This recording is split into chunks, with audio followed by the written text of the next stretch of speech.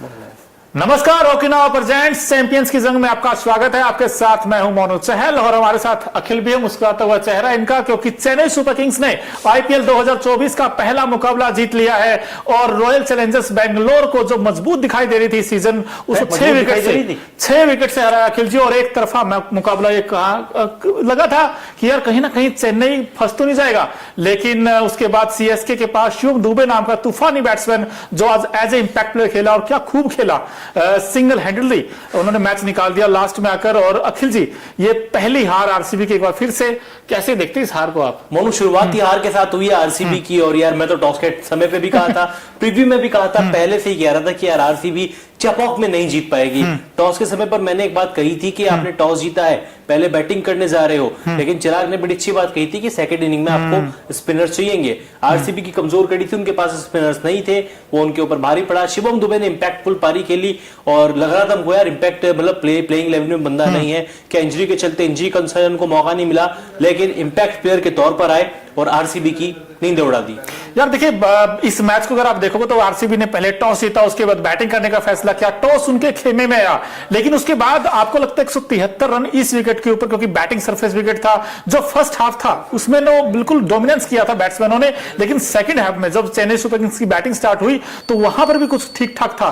लेकिन भाई 11 से लेकर 16 ओवर के बीच अगर आप देखोगे अखिल जी, वहां पर गेंद थोड़ा फंस के आया था, उसमें सारे के सारे बैट्समैन थोड़ा स्ट्रगल कर रहे थे। लेकिन शिवम दुबे ने आते ही जो छक्के लगाए हैं, और शिवम दुबे को आप कैसे देखते हो? क्योंकि हम हमेशा देखते हैं कि भाई शिवम दुबे जब तक इस टीम के साथ हैं, ये टीम हार नहीं मानती, और आज भी उन्होंने मैच निकाल दिया। मुझे एक चीज सीएसके की बड़ी अच्छी लगी मोनू, आपने भी अगर गौर किया होगा, पहली ही बॉल से सेट होके आए थे, करेंगे या फिर मतलब पहली बॉल से मार के चलेंगे, वही कारनामा करके दिखाया। जिनके हराने ऋतुराज गायकवाड़, सचिन रविंद्र डेब्यू कर रहे थे, डेरिल मिचेल का सीएसके की जर्सी में डेब्यू था। आप देख लीजिए, रविंद्र जडेजा खुल के खेले, हर एक बल्लेबाज ने मैच्योरिटी दिखाई, खुल के अपनी क्षमताओं के हिसाब से कैलिबर के अकॉर्डिंग बल्लेबाजी की। मैसेज क्लियर था, आपको खुल के खेलना है, अटैक करना है, क्योंकि आरसीबी की कमजोर कड़ी उनकी बॉलिंग डिपार्टमेंट है। आप एक बार उनकी बॉलिंग डिपार्टमेंट को मतलब पहली बॉल से अगर अटैक कर दोगे ना, फिर आरसीबी मैच में आ ही नहीं पाएगा। वही इस मैच में देखने को मिला। आज भी ऐसा ही कुछ हुआ, क्योंकि ऋतुराज गायकवाड़, एक तरफ से ऋतुराज ने जिस तरीके से सिराज को जो चौके लगाए थे, वहीं से पता चल गया था कि मोमेंटम पूरी तरीके से सीएसके के पास है।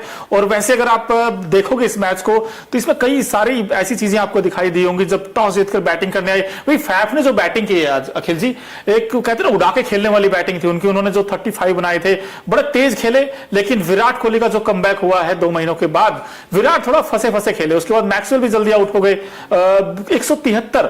मैं फिर से आपसे ये पूछना चाहता हूं कि भाई स्कोर थोड़ा था या ठीक था इस विकेट के ऊपर? 78 पे 5 होने के बाद तो स्कोर ठीक था। मैंने तो प्रेडिक्शन की थी शायद 148 की, आप हंस भी रहे थे मेरे ऊपर, बहुत हंस रहे थे। 148 मैंने बोला था, लेकिन 173 किए। इसकी पूरी कर्टसी जाती है अनुज रावत को, विकेट कीपर बल्लेबाज, युवा खिलाड़ी है, और उसके अलावा दिनेश कार्तिक, अनुभवी बल्लेबाज। जिस तरीके की उनकी बल्लेबाजी हुई, 95 रनों की साझेदारी, 78 पर 5 से लेकर 173 पर 5 तक आरसीबी को लेके जाना, तारीफ तो करनी बनती है। लेकिन फाफ डुप्लेसिस की आपने बात की, शुरुआत अच्छी दिलाई, पहले विकेट के लिए 41 रन जोड़े थे। उनमें जब फाफ डुप्लेसिस आउट हुए मोनू, कोहली ने केवल 2 या 3 बोली खेली थी। मतलब आप देख लीजिए, हर एक गेंदबाज के ऊपर चढ़कर खेल रहे थे, दबाव बना रहे थे। फाफ ने टीम को अच्छी शुरुआत दिलाई। उसके बाद मौका बनता था पाटीदार के पास, मैक्सवेल के पास, लेकिन शायद पाटीदार को लगा कि वो अभी भी इंग्लैंड सीरीज में ही खेल रहे हैं। बिल्कुल। और ये देखिए, ग्लैन मैक्सवेल आते ही आउट हो गए पहली गेंद पर ही, और उसके बाद फिर रजत पाटीदार। इस खिलाड़ी का क्या किया जाए भाई, जब इंडिया इंग्लैंड सीरीज थी वहां नहीं कुछ खास कर पाए, और आज जब यहां मौका मिला तो आज भी यहां पर मैं वही कह रहा हूं ना कि इनके जहन में शायद अभी भी वही चल रहा है कि मैं इंग्लैंड सीरीज खेल रहा हूं। विराट कोहली 2 महीने के बाद मैदान पर लौटे, 20 गेंद 21 रन, 1 छक्का, स्ट्राइक रेट 105 का, T20 क्रिकेट में 12,000 रन पूरे किए। अनुज रावत आरसीबी के लिए बड़ी अच्छी पारी खेली, 25 गेंदों में 48 नाबाद, 50 पूरी कर सकते थे, 4 चौके 3 छक्के, 192 का स्ट्राइक रेट, बड़ी शानदार पारी। मोनू, इस बल्लेबाज को लेकर हमेशा क्रिटिसाइज्म, पिछले सीजन में बड़ी इनकी वो हुई आलोचना की अच्छी शुरुआत नहीं देते, मिडिल ऑर्डर में बैटिंग का मौका भी मिलता था। डेरिल मिचेल आपके सामने 18 गेंदों में 22 रन, 122.22 का स्ट्राइक रेट। और ये दिनेश कार्तिक, अब देखिए दिनेश कार्तिक क्या फिर से कमबैक करना चाहते टीम इंडिया में, क्योंकि जिस तरह की बैटिंग उन्होंने की है भाई, आज 38 बनाए हैं 26 गेंदों पर, 78 पर 5 हो गया था आरसीबी उसमें बैटिंग करने और जो पार्टनरशिप हुई थी, एक वक्त तो ऐसा लगा था कहीं 200 ना बन जाए स्कोर, क्योंकि सिर्फ 29 गेंदों पर 73 रन जोड़ दिए थे इन दोनों ने मिलकर। हालांकि वो लास्ट ओवर को उस तरीके से फिनिश नहीं कर पाया अच्छा, लेकिन फिर भी 173 अच्छा टोटल था। 174 का टारगेट जब आप चेज करने जाते हो, खासकर रचिन रविंद्र, इनके ऊपर बड़ी उम्मीदें थी। 37 इन्होंने बनाए, 15 गेंदों का सामना किया, 3 चौके 3 छक्के लगाए। ये टिपिकल खेले जैसे इनका अंदाज है, कुछ ऐसी बैटिंग की। लेकिन उसके बाद फिर ऋतुराज गायकवाड़ अब जो कैप्टन थे, हमें लगा था कि अच्छी पारी खेलेंगे, लेकिन आउट हो गए। 15 गेंदों पर 15 बनाए, इनका विकेट यश दयाल ने लिया था। अब 3 चौके इन्होंने जरूर लगाए, लेकिन अजिंक्य रहाणे फिर से अजिंक्य रहाणे चमके हैं। 37 बनाए 15 गेंदों पर। ये एक अच्छी नॉक थी, एक कैमियो इनिंग कह लीजिए 37 की, लेकिन ये बड़ी यूजफुल नॉक थी। कैमियो इनिंग आपने सही कहा, कैमियो इनिंग आप कहेंगे 15 गेंदों में 37 रन, एक अच्छी पारी, एक अच्छे समय पर ये पारी है, क्योंकि पावर प्ले में बल्लेबाजी करने आ गए थे और जानते थे कि जो मैसेज इनको दिया गया था कि आपको खुल के खेलना है। रणजी में फॉर्म तलाश रहे थे, बिल्कुल फॉर्म में नहीं थे, लेकिन आज आईपीएल शुरू हुआ और दिखा दिया कि या T20 क्रिकेट में रहाणे से बढ़िया बल्लेबाज कोई नहीं है, क्योंकि जिस तरीके की बल्लेबाजी पिछले 2-3 सालों से रहाणे करते आ रहे हैं, काबिले तारीफ है। बिल्कुल काबिले तारीफ है। अगर वैसे भी अगर देखा जाए इस मैच में, तो भाई 2-3 बड़ी इंपॉर्टेंट आपको नॉक्स देखने को मिली हैं। चाहे आरसीबी की टीम की बात करें, सीएसके की बात करें, भाई सीएसके में जो ऊपर का टॉप ऑर्डर था, हमें लगा डेवन कॉनवे का वो कमी खली नहीं दी मेरे ख्याल से, क्योंकि जिस तरीके से रचिन रविंद्रा ने, फिर रचिन रविंद्रा को कैसे देखते हैं आप, क्योंकि ओपन जब लेफ्ट राइट कॉम्बिनेशन के पास है ऋतुराज और रचिन रविंद्र, अब तो यही रहेगा मेरे ख्याल से सेटल। अजिंक्य रहाणे नंबर 3 ही खेलेंगे। रहाणे ने कुछ गलत नहीं किया, आज अच्छी बैटिंग की है। नहीं, अजिंक्य नंबर 3 ही खेलेंगे। पहले बल्कि मैं बड़ा सोच रहा था कि यार आपने ऑक्शन में रचिन को ले तो लिया, लेकिन आप खिलाएंगे कहां पे, क्योंकि आपके पास मोइन अली भी है और शायद धोनी मोइन अली को बाहर नहीं छोड़ेंगे। लेकिन अब तो डेवन कॉनवे बाहर हो गए, आज ओपन का मौका भी मिला। जिस तरीके से रचिन रविंद्र ने बल्लेबाजी की, पूरे सीजन के लिए उन्होंने अपनी कुर्सी पक्की कर ली है कि मैं ओपन करूंगा, गायकवाड़ के साथ ओपन करूंगा। और न्यूज़रूम में बात भी चल रही थी कि किसी का कहना था कि इस सीजन की खोज साबित होंगे रचिन रविंद्र आईपीएल 2024 की। बिल्कुल खोज साबित होंगे, लेकिन आप भाई 174 का टारगेट डिफेंड क्यों नहीं कर पाया आरसीबी में? आपसे सीधा सवाल पूछता हूं। और मुकेश जी ने भी यही सवाल पूछा है, वो कह रहे हैं कि आप 173 बना के भी कैसे हार गए? वही कैसे हार गए, और फिर जब आपके पास सिराज जैसा आपके पास गेंदबाज हो, ये आपने अपने सवाल का जवाब खुद दे दिया है मोनू। सिराज जैसा गेंदबाज हो यार, सिराज जैसा ही गेंदबाज है, बाकी टीम के पास क्या है? यश दयाल को आप इंपैक्ट प्लेयर के तौर पर लेके आए, जबकि आपको पता है कि उनकी हिस्ट्री कैसी रही है।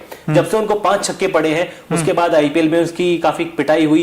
डोमेस्टिक क्रिकेट में यूपी के लिए खेले, वहां पे काफी पिटाई हुई, विकेट्स के लिए बंदा तरस चुका है, जबकि दिल खोल के खिलाड़ी रन लुटा रहा है। आपने उस प्लेयर को इंपैक्ट प्लेयर बनाया। मेरे हिसाब से आरसीबी से सबसे बड़ी चूक वहीं पे हुई है। बिल्कुल। इसके अलावा और कोई क्या चूक हुई वो भी आप हमें बताते रहिए कमेंट्स बॉक्स में। लेकिन भाई एक स्पिनर कम तो नहीं था आरसीबी में? आपको लगता है कि जो एक हर किसी के पास राशिद खान है, कहीं पीयूष चावला है, इनके पास वो वैरायटी वाला गेंदबाज नहीं था? शायद वो थोड़ी मिसिंग लग रहा है इस बार पूरे आईपीएल में। इन्होंने वो लिया भी नहीं कोई गेंदबाज, छोड़ दिया। फ्रेंचाइजी की गलती है ना। ऑक्शन टेबल पे आप क्या सोच के जाते हैं? आप ऑक्शन टेबल पे सोच के जाते हैं कि हमारे जितने भी सीनियर प्लेयर हैं उनको निकाल देंगे, कोहली को रख लेंगे, फाफ को रख लेंगे, मैक्सवेल को रख लेंगे, बाकी सबको टाटा बाय बाय, यंगस्टर्स को लाएंगे और जीतने का दावा करेंगे। लेकिन हर बार ये दावा आरसीबी का फेल होता है। चिराग अगर ये लाइव सुन रहे तो बुरा मत मानना चिराग, लेकिन यार आपकी टीम में मुझे कोहली, मैक्सवेल और फाफ के अलावा और कुछ नजर नहीं आता। ये तीनों बड़े प्लेयर हैं, लेकिन ये तीनों आपको मैच नहीं जिता सकते। आपको बॉलिंग में भी कुछ ना कुछ करना पड़ेगा। अखिल जी को तो कुछ नहीं नजर आता, लेकिन हम जैसे फैंस जो क्रिकेट के होते हैं ना, उनको बहुत कुछ नजर आता है। तो वहां पर जब ये चेपॉक में मैच खेला गया तो कलरफुल मोमेंट इतने अच्छे आए वहां पर निकलकर। तो भाई एक नजर डालते हैं ओकिना of effective colourful moment of the day पर, जो आज के बड़े खास रहे थे। उसमें आप ऑडियंस देखिए, आरसीबी के फैन की तारीफ करनी पड़ेगी भाई। जहां भी मैच हो आरसीबी के फैन आपको नजर आएंगे। और ये अक्षय कुमार का आप देख रहे हो, उसके बाद ये थाला एमएस धोनी के फैंस भी आपको नजर आएंगे, आरसीबी के फैंस भी आए हुए थे, जिसमें आप देख सकते हैं ओकिनावा की स्कूटी हर एक कलर में आती है। वैसे कलरफुल मोमेंट हमको देखने को मिले ओकिनावा आईपीएल 2024 के पहले ही मैच पे थाला और चेन्नई में मैच और थाला के नाम के पोस्टर्स ना आए, थाला को सपोर्ट करने लोग ना पहुंचे, असंभव। आरसीबी के भी कुछ समर्थक थे, लेकिन कुछ ही थे। और लेकिन थाला की बैटिंग नहीं आई वैसे। थाला की बैटिंग नहीं आई, लेकिन वैसे ड्रेसिंग रूम में कोई बात नहीं, अभी पूरा सीजन है और धोनी अपनी बैटिंग से जरूर खुश करेंगे। हालांकि विकेट कीपिंग अच्छी की और मैं कहूँ कप्तानी भी अच्छी की, क्योंकि बार बार जिस तरीके से बॉलर्स को रोटेट करना, फील्डर्स को रोटेट करना। कप्तान ऋतुराज गायकवाड़ है, लेकिन मेरे लिए तो कप्तान एमएस धोनी है। बिल्कुल। लेकिन अगर आपसे ये पूछा जाए अखिल जी, इस मैच का टर्निंग पॉइंट क्या रहा था?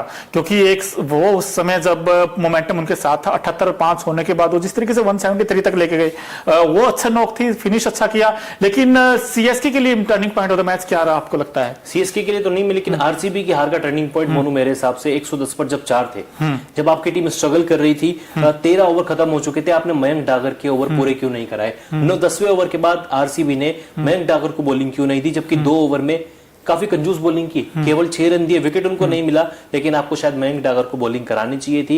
यहाँ पे आरसीबी ने गलती की, क्योंकि आपको पता है कि आरसीबी चेन्नई के मैदान पे सेकंड इनिंग में स्पिनर्स का बोलबाला देखने को मिलता है। करण शर्मा ने भी 2 ही ओवर डाले, हालांकि थोड़े महंगे साबित हुए, लेकिन मुझे लग रहा है कि फाफ डुप्लेसिस को अपने गेंदबाजों का सही तरीके से उपयोग करना नहीं आया। बिल्कुल उपयोग करना नहीं है। हालांकि देखिए सीएसके ने बड़ा अच्छा यूज किया गेंदबाजों का, और हम लोग जब कहते हैं ना टर्निंग क्या ऐसा रहा था, जब मेरी नजर में जो टर्निंग रहा था वो था जो गेंदबाजी की है खासकर सीएसके की टीम ने। इस बार देखिए पथिराना नहीं थे इस टीम में, लेकिन उसके बाद भी जो कमबैक किया है इस टीम ने, बार बार देखिए धोनी में कुछ तो है यार इस टीम में, क्योंकि हर किसी को स्टार बना देते हैं ये, भले ही नाम उतना बड़ा ना हो, लेकिन फिर भी इस टीम में है ना हर कोई ऐसा लगता है स्टार रखे जी, बिल्कुल, क्योंकि जिस तरह का परफॉर्मेंस वो करते हैं, और ये टीम एच यूनिटी और पोटेंशियल पर खेलती है, इसीलिए तो आप आइए एक नजर डालते हैं